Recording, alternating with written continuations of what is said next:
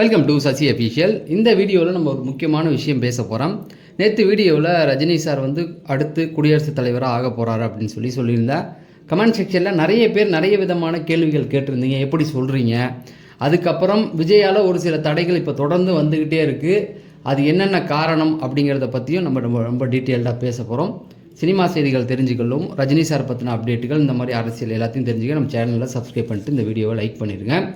நான் நிறைய பேர்கிட்ட கேட்டிருந்தேன், அரசியல் சார்ந்து போடலாமான்னு. யாரும் போடலை, அதுக்கான கருத்துக்களையும் சொல்லலை. நாளைக்கு கண்டிப்பாக நான் அந்த ஓட்டிங் போல் மாதிரி வச்சிடுறேன், 1 மணிக்கு வரும். அதை நீங்கள் சொல்லுங்கள். வீடியோவை லைக் பண்ணிட்டு இந்த சேனலை சப்ஸ்கிரைப் பண்ணிடுங்க. ஃபஸ்ட்டு எடுத்தோடனே நான் ஏற்கனவே பல தடவை சொல்லிக்கிட்டு இருக்கேன், ரஜினி சாரை கொஞ்சம் சுற்று போடுறாங்க, நிறைய பிரச்சனைகள் கொண்டு வராங்க அப்படிங்கிறத சொல்கிறேன். நிறைய பேர் ஆதரிக்கிறீங்க. எப்படி அப்படின்னு சொல்லி கேட்டுக்கிட்டே இருக்கீங்க. இந்த ஜெயிலர் 2க்கு நிறைய பிரச்சனைகள் தொடர்ந்து ரஜினி சாருக்கு ஒரு பிரச்சனையை கொடுக்கணும் அப்படிங்கிற முறையில் தான் வந்துக்கிட்டு இருக்காங்க. ஃபஸ்ட்டு அந்த ஒரு ஈகோ கிளாஷ் இருக்குது. இந்த காக்கா கழுது விஜய்க்கு அவ்வளோ ஈகோ இருக்குது, எல்லாருக்குமே தெரியும். அவர் இறங்கிலாம் போகிற ஆள் கிடையாது, அவருக்கு ஈகோ ஜாஸ்தி. ரெண்டாவது பார்த்தீங்கன்னா இந்த காக்கா கழுகு கதை. ரெண்டாவது அவங்க ஜெயிக்கும்போது ரஜினி சார் போயிட்டு நம்ம எம்கே ஸ்டாலினை பார்த்து வருத்தத்தை தெரிவித்தார். இப்போ அவருக்கு விஜய்க்கு என்ன பிரச்சனை அப்படின்னா, நம்மளை பார்க்கலையே அப்படின்னு சொல்லி அந்த ஒரு பிரச்சனை இருக்குது. அந்த ஈகோ இன்னும் தொடர்ந்துக்கிட்டு தான் இருக்குது ரசிகர்களுக்குள்ளே. அது ரஜினி சாரையே வாழ்த்துன்னு சொல்லிட்டார். வாழ்த்து சொல்லி இவனுங்க அடங்கலை. ரஜினி சாரை வம்பழுத்துக்கிட்டு தான் இருந்தாங்க. கடந்த வாரத்தில் சட்டமன்றத்தில் கூட ரஜினி சாரை பேரை யூஸ் பண்ணி ஒரு சில பிரச்சனைகள் பண்ணாங்க. அப்பயே எல்லோரும் சொன்னாங்க, இது தேவை இல்லையே அப்படின்னு சொல்லி. இப்போ தாவைக்கால ஏதோ ஒரு அமைச்சர் இதை பற்றி பேசியிருக்காரு, அமைச்சர் கூட இல்லை எம்எல்ஏ அப்படின்னு சொல்லி. கண்டிப்பாக விஜயோடைய பார்வைக்கு இல்லாமல் இந்த விஷயங்கள்லாம் வெளில வராது. ஏன்னா ரஜினி சாரை இழுத்து விட்டு அவர் எந்த சேனலில் நிற்கிறாரு அப்படிங்கிறத தெரிஞ்சுக்க வச்சுக்கணும் அப்படிங்கிற மாதிரியான ஒரு சில முயற்சிகள் போயிட்டு இருந்தது. ஆனால் அது அடுத்த கட்டத்தை எட்டிக்க ஆரம்பிச்சிருச்சு. எங்கே பார்த்தீங்க அப்படின்னா, ரஜினி சார் தர்மன் ஷூட்டிங் முடிச்சுட்டு, அதாவது இங்கே தமிழ்நாடு வராரு.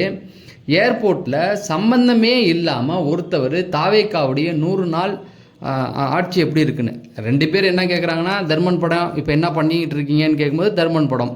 அடுத்து கமல் சார் கூட 2 படம் பண்ண போகிறீங்கன்னு சொன்னாங்களே, அது என்னென்னா ஆமாம் பண்ண போகிறேன்ட்டு போயிட்டார். ஏன்னா ஒன்று அவர் தர்மன் படம், இன்னொன்று பார்த்தீங்கன்னா ரஜினி கமல் படம். அதை கரெக்டாக சொன்ன உடனே சம்பந்தமே இல்லாமல் ஒருத்தவர் கேட்குறாரு, தாவேக்காவுடைய 100 நாள் ஆட்சி எப்படி இருக்குது அப்படின்னு சொல்லி கேட்குறாரு. ஓகேங்களா? இந்த இடத்துல ரஜினி சார் ஸ்மைல் பண்ணிவிட்டு அப்படியே போயிட்டாப்ல. நீங்கள் நல்லா பாருங்களேன், ரஜினி சார் விஜய் ஜெயித்த உடனே ஒரு இடத்துக்கு போகிறாரு, சம்மந்தமே இல்லாமல் ஒருத்தவங்க மொபைல் எடுத்துகிட்டு போய் விஜய் சாருடைய ஆட்சி எப்படி இருக்குது, விஜய் சார் ஜெயிச்சதை பற்றி நீங்கள் என்ன நினைக்கிறீங்க கேட்குறாரு. அவர் யாரோ ஒருத்தவன், ஏன்னா பத்திரிகைன்னு கூட்டமாக இருப்பாங்க, அப்படி தான் அவர் பார்ப்பார். ஏன்னா அவர் வரும்போது கூட்டமாக மக்கள் இருப்பாங்க. ரஜினி சாருக்கு இதுதான் வரலாறு. ஒரே ஒருத்தவன் ஒரு மொபைல் ஃபோனை தூக்கிட்டு போய் நின்னோடனே அவர் என்ன நினச்சிக்கிட்டாரு, யாரோ இதை கேட்குறாங்க, எதுக்கு தேவையில்லாமல் ரிஸ்க்குன்னு வந்துட்டார். அவன் பத்திரிகைக்காரன்னு சொல்லி அது ஒரு பெரிய பிரச்சனையாக கிளப்புனாங்க. ஓகேங்களா? இப்பயும் அதே போல் தான் கிளப்புறாங்க. கேள்வி கேட்ட பெரிய நிறுவனம்லாம் கிடையாது, அது சம்மந்தமே இல்லாமல் ஒரு யூடியூப் மாதிரி உள்ளது தான். நீங்கள் அந்த மைக்கை பார்த்தீங்கன்னாவே கண்டுபிடிச்சிடலாம். ஸோ திரும்பவும் ரஜினி சாரை சுற்று போடுறாங்க. இது செட்டப் தான், ஏற்கனவே ஒரு பிரச்சனையை கிளப்பி விடுறதுக்காக கொண்டு வர்றது தான். எப்படி அப்படின்னு பார்த்தீங்கன்னா, தாவேக்காவில் இருக்கிற சில அமைச்சர்கள், சில எம்எல்ஏக்கள் இந்த ஜெயிலர் 2 சொத்து போடணும் அப்படின்னா பிரச்சனை பண்ணணும் அப்படின்னு சொல்லி. எதுக்காக அப்படின்னா, விஜயே நினைக்கல, அது அப்புறம். ஏன்னா கருத்துக்களை சொல்லி அவர் திரும்ப வம்பழுத்தோம்னா விஜய்கிட்ட ஒரு நல்ல அபிப்பானம் கிடைக்கும். ஏன்னா நிறைய பேர் அமைச்சர் ஆகிறதுக்கு ட்ரை பண்ணிக்கிட்டு இருக்காங்கன்னு சொல்கிறாங்க. அதுலேயும் முக்கியமாக ஜனநாயகன் படத்தை பார்த்து தேட்டரில் ஒருத்தர் அழுதார்ல, சட்டசபையில் ஆதவ் அர்ஜுனாவுக்கு பின்னாடி இருப்பார். நேற்று ஒரு பிரச்சனை கூட வந்தது. நம்ம ராஜ்மோகன் சொன்னார், திமுக காரெலாம் கெட்ட வார்த்தையில் பேசுகிறான் அப்படின்னு சொல்லி. ஆனால் இந்த பக்கத்துலேருந்து பேசுனதா இவரே சொல்லியிருப்பார், சபாநாயகரே. அதெல்லாம் அவருமே ஏஞ்சி சண்டைக்கு வந்தவர் தான். என்ன பண்ணுறாங்க அப்படின்னு பார்த்தீங்கன்னா, இவனுங்க விஜய்கிட்ட நல்ல பேர் வாங்கி அமைச்சர் ஆகணுங்கிறதுக்காகவே நிறைய விஷயங்கள் ட்ரை பண்ணிக்கிட்டு இருக்காங்க. அதில் தான் ரஜினி சாரை கொஞ்சம் சுற்றி போட்டு விடலாம் அப்படின்ற மாதிரி முயற்சிகள் கிளம்புறதா சொல்கிறாங்க. ஸோ இதன் விளைவாக என்ன ஆகும் அப்படின்னு பார்த்தீங்கன்னா, ரஜினி சார்கிட்ட அந்த ஜெயிலர் 2க்கு பிரச்சனைகளை கொண்டு வரதுக்கான முயற்சிகள் நடக்குது. ஆனால் ரஜினி சார் இந்த இடத்துல தெளிவாக அவங்க நோக்கத்தை புரிஞ்சுக்கிட்டு சிரிச்சுக்கிட்டு அழகாக போயிட்டார். ஏற்கனவே சிரிச்சுட்டு போனவர் தான். விஜய் சிஎம் ஆனதுக்கு என்ன சொல்கிறீங்கன்னு கேட்கும்போது சிரிச்சுட்டு தான் போனார். அதுக்கு அவனுக்கு பதில் புரியல, எதுக்கு சிரிச்சாருன்னு. எதுவுமே சொல்லணும்னு அவனோட சொல்லி பிரச்சனை பண்ணானுங்க. அவர் சிரிச்சாரியா, அவ்வளோதான். இப்பயும் கேள்வி கேட்டதுக்கு விஜயோடைய ஆட்சி எப்படி இருக்குன்னு சிரிச்சுட்டு அவர் பாட்டுக்கு போயிட்டார். சிரிச்சது தான் பதில். அப்படி தான் இருக்குது. அந்த பேப்பரில் ஒன்றுமே இல்லை, கிழிச்சு போட்டுரு அப்படிங்கிறது தான் சாமானியனுக்கே தெரியும்.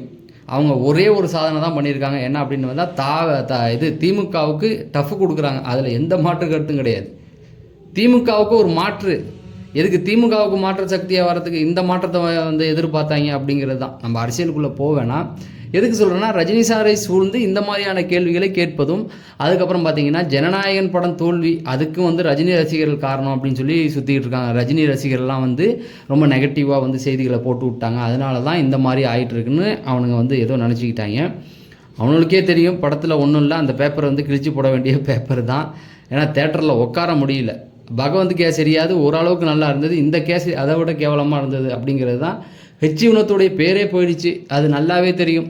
இவ்வளோ பேசுகிறாங்க, அந்த படத்தை ஏற்கனவே ஹெச் வினோத்து போட்டு கிளின்னு கிழிக்கிறாரு. நான் பார்க்காத இவனுங்க என்ன பார்த்தானுங்க, நிறைய பேசுகிறாரு. அப்போ எல்லாருக்குமே ஒரு சில விஷயங்கள் தெரியுது இல்லையா, அதெல்லாம் விட்டுட்டு இங்கே ஒம்பல் தட்டி நிற்கிறானு. ஸோ இது ஒன்று. நக்கீரனில் நேற்று செய்தியே போட்டாங்க. அதாவது ரஜினி சார் இதாக ஆகிறது உறுதி அப்படின்னு சொல்லி, எப்படின்னா ஆளுநர் ஆகிறது உறுதி அப்படிங்கிற மாதிரி தான் செய்திகள் போட்டுக்கிட்டு இருக்காங்க. இதில் என்ன அப்படின்னா, பிஜேபி ட்ரை பண்ணுது, விடலை. ரஜினி சாரை தொடர்ந்து ட்ரை பண்ணிக்கிட்டே இருக்குது. ஒரு பக்கம் இந்த பக்கம் ஆட்சியில் நீங்கள் நல்லா பார்த்தீங்கன்னா, விஜய் ஒரு பக்கம் இந்த இவரோட கூட்டணியில் இருக்கார், காங்கிரஸோட. அந்த பக்கம் பார்த்தீங்கன்னா பிஜேபியோடைய தயவில் போகுது. அடுத்தது ஏடிஎம்கே உள்ளே வரப்போகிறதாகவும் சொல்கிறாங்க. இந்த இடத்துல இந்த ஒரு மாற்றத்தை வச்சுக்கிட்டு ரஜினியை உள்ளே கொண்டாந்து பிஜேபியோடைய ஆதரவு பெறணும் அப்படின்னா அவர் அரசியலுக்கு வரலன்ட்டார். ஏன்னா பிஜேபி நம்மளை ஆட்சி பின்னாடி வச்சுக்கிட்டு நம்மளை ஓரளவுக்கு இப்போ பண்ணுறாங்களே விஜயை, ஒன்றும் பண்ண விடாமல் இன்னும் நிறையா பண்ணுவாங்க வேறு சொல்லிக்கிட்டு இருக்காங்க. நம்ம அதை பற்றி சரியாக தெரியல. ரஜினி இதுக்கு தான் பயந்தார். ஏன்னா பிஜேபி நம்ம பின்னாடி வச்சுக்கிட்டு இந்த மாதிரி அடித்தா ஒன்றும் பண்ண முடியாது, இருக்கிறதும் போயிடும் அப்படின்னு. இப்போ என்ன நினைக்கிறாங்க அப்படின்னா, ரஜினி சாருக்கு ஏதாவது பதவி அப்படின்னு சொல்லி பிஜேபி கொடுக்க ட்ரை பண்ணுறாங்களாம். அந்த ஆளுநர் பதவி அப்படிங்கிறது தமிழ்நாட்டில் மிகப்பெரிய பதவி தான். ஏன்னா சிஎம் என்ன ஆட்சிக்கு எதிராக எது வந்தாலும் நீங்கள் டைரெக்டாக அங்கே தான் போகணும், ஆளுநர்கிட்ட தான் போய் நிற்கணும். சிஎம் ஆளுநருக்கு கை கட்டி நிற்கணும், சல்யூட் அடித்து தான் ஆகணும். அந்த மாதிரியான ஒரு பதவி அது. ஸோ அந்த பதவி ரஜினி சாருக்கு வரப்போவதாக சொல்லிக்கிட்டே இருக்காங்க. ஸோ அது வரும்பொழுது இந்த பக்கம் ரஜினி சாருடைய ஆதரவாளர்கள் இப்போ எல்லாருமே என்ன நினைக்கிறாங்கன்னா, ரஜினி சார் ஏதாவது ஒன்று பண்ணணும், ஒதுங்கி போகக்கூடாது, இவங்களுக்கு ஏதாவது ஒரு பதிலடி கொடுக்கணும் அப்படிங்கிற ஒரு எண்ணத்துக்கு வந்துட்டாங்க. அதைப்படி அவங்க கொடுத்த இந்த இது வந்துச்சுனாவே, இப்போ நல்லா யோசிச்சு பாருங்கள், ஆளுநர் அது ஒரு மாசான பதவியில், ரஜினி சார் ஏறும்போது அது மாசு ஏறி போயிடும். அது இல்லாமல் சிஎம் அவருக்கு சல்யூட் அடிக்க வேண்டிய ஒரு இடம் இருக்குல்ல, அதனால் அது மாசு ஏறி போயிடும். அந்த முயற்சிகளும் அடுத்து ஜனநாயகராக ஆக்கிறதுக்கு, அந்த 2027 சொன்னோம் பார்த்தீங்களா, அதில் ரஜினி சாரை நிற்க வைக்கிறதுக்கான ஒரு முயற்சி நடைபெறுது அப்படின்றாங்க. நின்னா நல்லது தான், பெரிய அளவில் ரீச் ஆயிரும், பாரதிய ஜனதாவுக்கு பெரிய பேர் கிடச்சிரும். ஆனால் ரஜினி சார் அதை ஏற்றுக்கொள்வாரா அப்படிங்கிற ஒரு மிக முக்கியமான கேள்வியை நீங்கள் பார்க்கணும்.